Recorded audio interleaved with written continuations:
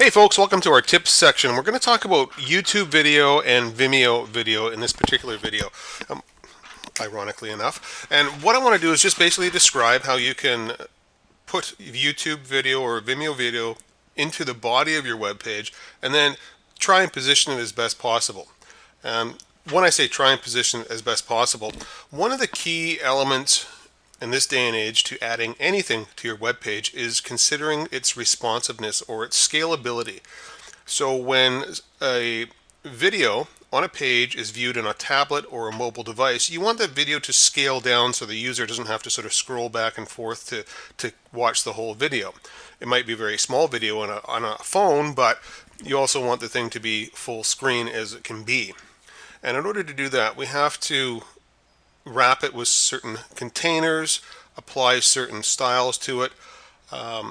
One of the things that we may lose a little bit in that process is the ability to position it exactly where we want it to go. So we're going to try to provide a little extra code to give you some flexibility to move that particular video around on your page, allowing text to flow around it and other things to be positioned, to the left or to the right, that sort of a thing.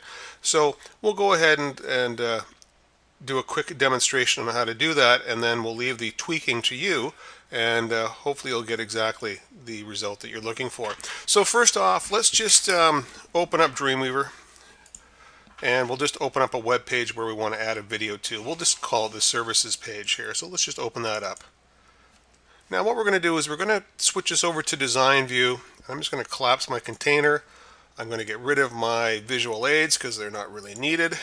And we're going to find a spot where we want to put the video. I'm going to suggest we put it into a 2-column layout here. You can use 1, 2, 3. It doesn't matter the number of columns.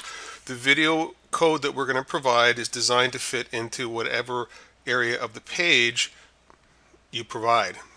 So you might need to tweak the overall width of the video a little bit, but we'll still get it in there. Okay, so let's say, for example, right above these thumbnails and below the content, we want to put a video. Okay, and eventually we're going to have the text wrap around the video, but we'll just put it into the page to start with. So start off by putting the cursor in your page and just sort of hitting enter on the keyboard to give yourself a little bit of space. Okay, and immediately flip over to code view. And you'll see that there's some paragraph tags that have been added. Great. Let's leave it at that for now. We're going to come back to this in a second. What we really want to do next is open up the site, styles, and the styles.css. Scroll on down, and right at the very bottom of the page, right down here, we're going to be adding some CSS. Now just a quick tip. If you are working with one of the I think it's the Fortis template, and you only see one bracket down here like so, just pop another one in there.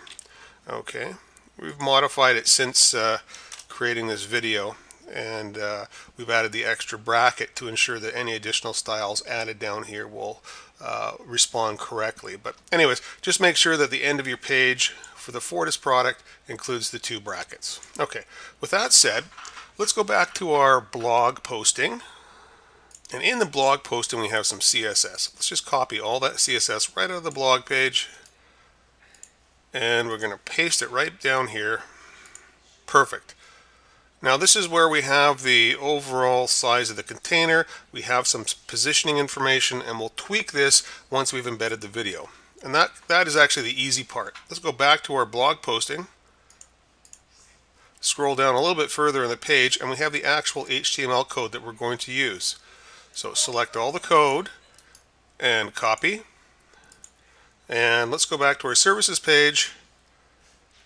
I'm just going to put it back into the design mode, put my cursor back here so it's blinking, and there we go. There's our paragraph tag. So what we're going to do is we're just going to sort of highlight those 2 paragraph tags because we're not going to need them, and we're just going to paste in place, or right over top,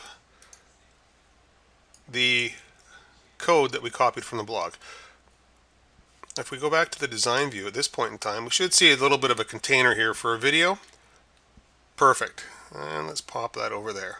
Okay, so that's sort of the tough part's over, believe it or not. Now all we have to do is go to our YouTube website or our Vimeo website, copy the iframe code, and paste it in place. And when I say copy the iframe code, that's this right here.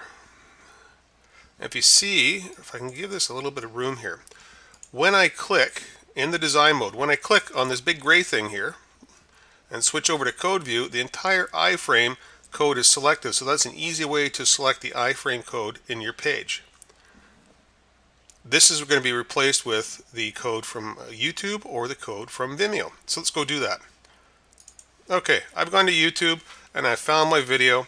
Now, just so you know, there's some notes in the blog about this, but when you're copying and pasting or when you're embedding video from YouTube into an external website, the author of that video may have set certain privacy elements on that video so that it cannot be viewed from somewhere outside of YouTube.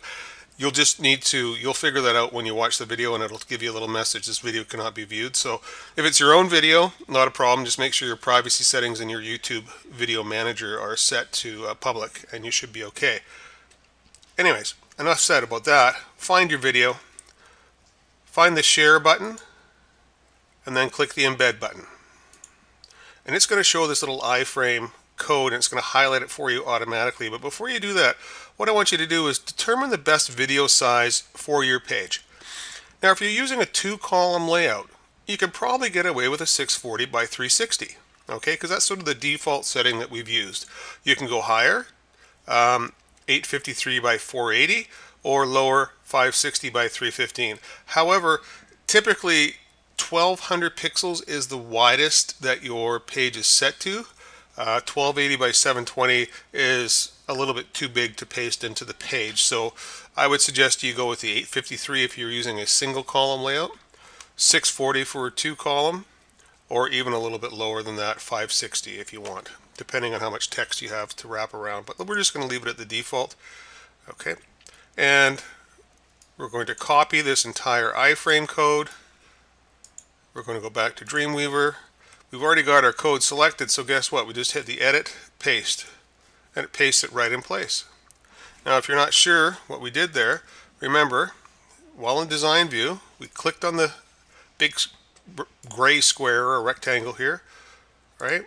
Switched over to code, and then we just immediately paste the iframe right in place of that selected code. I mean, you can easily enough just grab it with your mouse and just paste in place that way as well. Okay, now the iframe width is 640 by 360. Now notice the width here is 640. Let's go back to our style sheet for a second. See, the width for the video wrapper is 640. If you change your video dimensions to the 530 or 843 or whatever custom dimensions you may have, make sure that you set your video wrapper width to match the same as the iframe video width. Okay. That's really it for embedding your video. Now what you need to do, not need to do, but if you want to do, let's just preview this page in a browser. Right, just before we go and view this video, I just want to point out something interesting with YouTube. When you copy the iframe code, you see the source? It actually doesn't include the HTTP, which would work fine when published up to a server. When previewing locally, it doesn't work. So you'll just need to manually, right after the source equals and that quote in front of the 2 backslashes, add the HTTP and a colon. That way you can preview it locally. So now we can actually whip up our page. There we go there. I'll just resize that so it fits. And there's our video. And we can watch a little bit of the Big Bang Theory now. That was San Diego Comic-Con. Alright, now let's talk a little bit about positioning this video. Okay, and to do that we'll jump back into Dreamweaver. And we'll go to our styles.css. And right here, it's set to float none, so it'll be centered in the page by using a margin auto left and a margin auto right. Let's change this to float right. Okay, and see what happens. We switch our page over, and now we are floating to the right of the page right here. And you can have some content and whatnot flow down around the side. Now I just want to quickly jump back into the code view, because this is where it gets a little bit, like I talked about positioning and getting a little bit tricky. To have text flow around it, let's take a look at how the text is arranged. It's in a paragraph tag. Text in a paragraph tag that's called a block level element. In other words, it'll take up the entire width of the container that it's in, and it won't flow or work with anything else. So you actually, if you wanted text to go alongside or your video to go alongside the text, you probably just want to grab that entire div video wrapper and actually just pop it right inside the paragraph tag like so, so that it's part of the paragraph. Just one trick. There's like a lot of different ways of doing this. This is just one, so that you can actually have the text and the video container flow on the page, and you'd end up with something like this here, where now your text is beside the video and the video is off to the right. And this where it comes. This is where the tweaking of the style sheet comes into play, folks. Let's go back to the styles.css and see we have the width, we have the float right. Now this is where you need to have a little bit of a margin.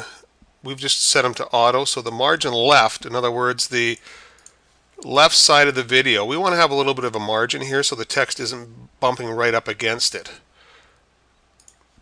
And that's where I'd probably put something like 20 px, and it helps if you're not too afraid of the style sheet when you do this. And we'll just do a quick refresh, and sure enough, now the text flows in line with the video, and it has a nice little space between the video and the text on the left hand side. Alternately, you could put the video on the right and have the text flow on the other side as well. We can do that quickly by switching from left to right, and probably what we'll do is put the margin left of 0 and the margin right 20 px, like something like that. Let's just hit the refresh button here, and now our video flips over to the other side and our text flows down nicely in line with it there.